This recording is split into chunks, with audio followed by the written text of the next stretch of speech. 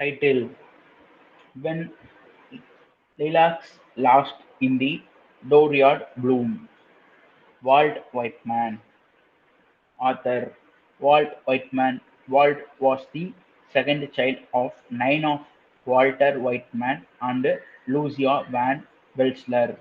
After the assassination of President Lincoln, he wrote a poem called "O Captain, My Captain", teaching and jobs and his family before his true calling a poet. 5 years, beginning in 1836, he taught school on Long Island. During this time, he also founded the weekly newspaper Long Islander. Walt Whitman married and fathered three children. He had a boy named Edward and two girls named Rachel and Hailey. Introduction is an elegy written by Walt Whitman shortly after the assassination of President Abraham Lincoln in 1865, admired as one of Whitman's greatest poems. Lilacs and Coat has influenced many other works in literature and the arts. One of the most important features of the pastoral elegy is the dissipation of the degrees and the poet who mourns him as shepherds. Lincoln, in many ways, was the shepherd of the American people during wartime, and his laws left the North in the position of a flock without a leader.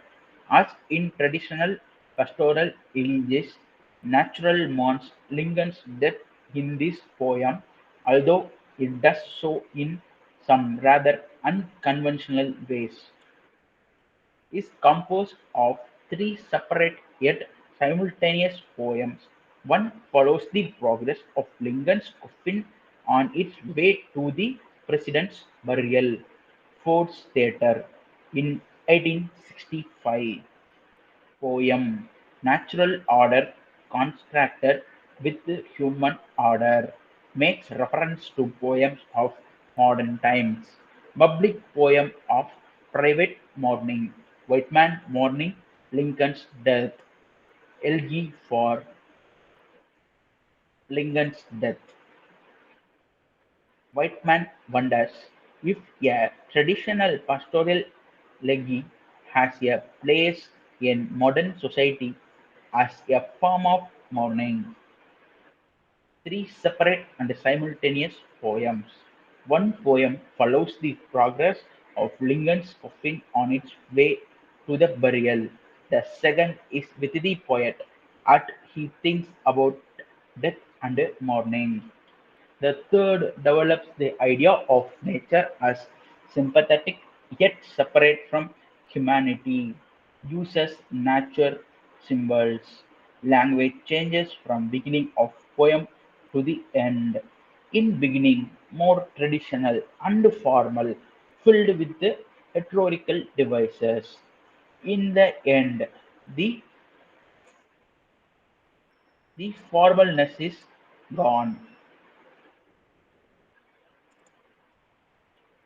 Literary devices. Literary devices: irony, symbolism, natural elements, Lincoln's death, tone heavy and somber. Symbolic: the poet vacillates on the nature of symbolic mourning. At times, he seems to see his offering of the lilac blossom and being symbolically given to all the dead. In the first stanzas, the language is formal and at times even archaic, filled with expression and rhetorical devices.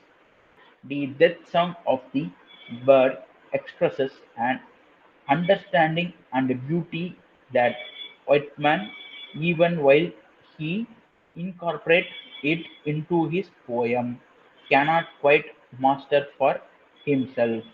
The final image of the poem is of the fragrant pines under the cedar dusk and dim.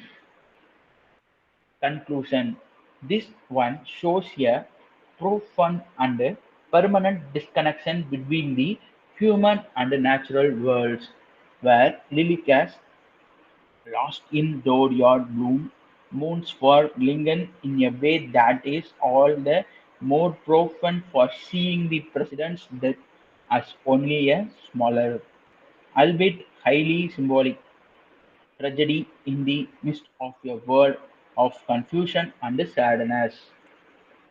In, in it, Whiteman tries to determine the best way to mourn a public figure and the best way to mourn in a modern world.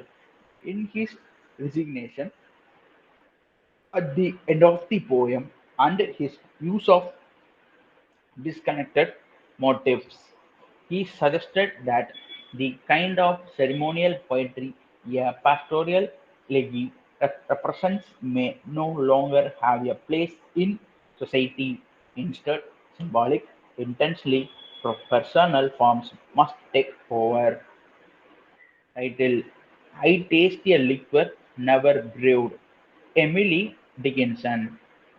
Stanza 1. The speaker refers to accelerating effect of a liquor never brewed. It symbolizes something more powerful than actual liquor, not even the vats, large tubes or tanks that contain alcohol and other liquids. Upon the Rhine, a river that runs through Germany, which is a country famous for making beer. It contains such an accelerating alcohol. Stanza 2. In stanza 2, the speaker is drunk on air and dew. A debauchee is someone addicted to alcohol or sensual pleasures. Therefore, she is so drunk that she is staggering. In the last line, she tells us that she is drinking at an inn. Stanza 3. The image of the speaker drinking at the inn continues in stanza 3, even when the landlords of the inn kick her out or when the butterflies renounce gathering nectar from flowers. She will continue to drink more. She refers to nectar as dramas, which means a small drink of liquor. Stanza 4. In the final stanza, the speaker says she will continue drinking until seraphs, the highest ranks of angels and saints, noticed her, meaning she won't stop drinking until she dies. Extended metaphor: Dickinson compares alcoholic intoxication to her fixation with nature. The liquor she names all involve nature, air, dew, drams, the nectar that the birds and butterflies feed on. It develops this metaphor both literally and concretely. Structure: the lack of rhyme scheme goes along with the theme of drunkenness and disorder. The constant dashes and pauses at random places throughout each stanza also parallel the excitement.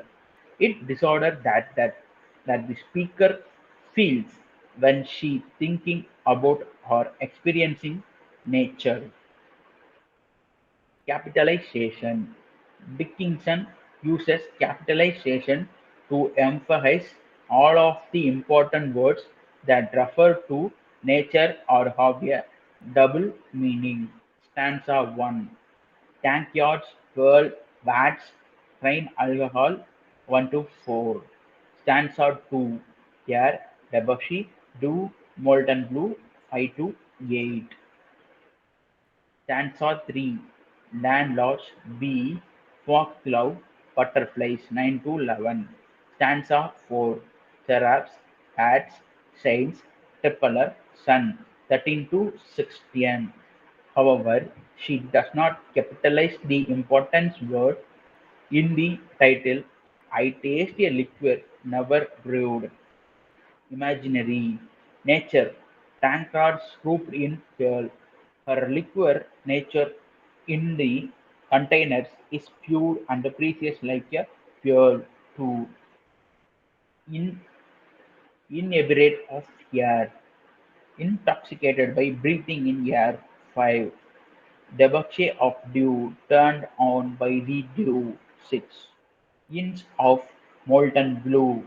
The in is the color of the sky. 8. Foxglove's door, a beautiful pink-purple flower. 10. Dickinson uses descriptive imagery when referencing the natural world to paint a vivid picture of her readers, so we can experience the same feeling of awe she gets in the presence of nature. Time rages, endless summer days, beauty of nature is constant. 7. Seraphs swing their snowy hats. 13. And saints two windows run. 14. The last two stanzas suggest that the speaker will be intoxicated by nature forever.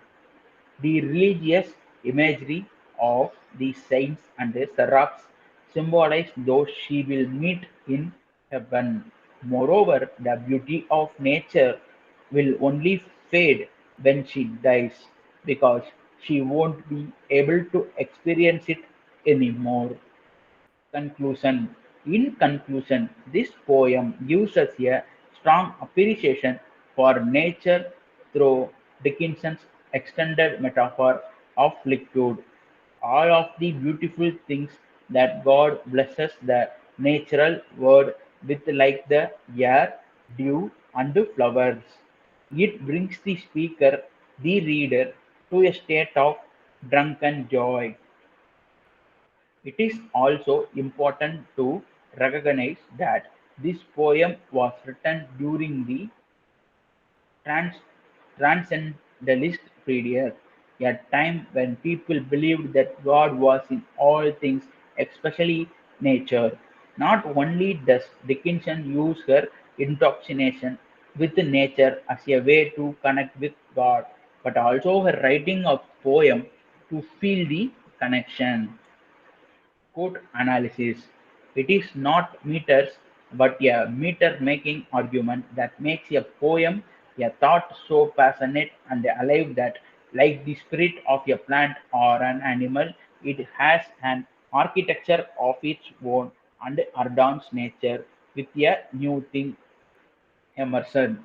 I thought this quote best described I taste a liquor never brewed because, like Emerson suggests, it is not the structure that makes a poem, but rather its content. In Dickinson's case, it is the complex extended metaphor and all of the vivid and passionate nature imaginary within the content of her poem in that makes her argument so powerful.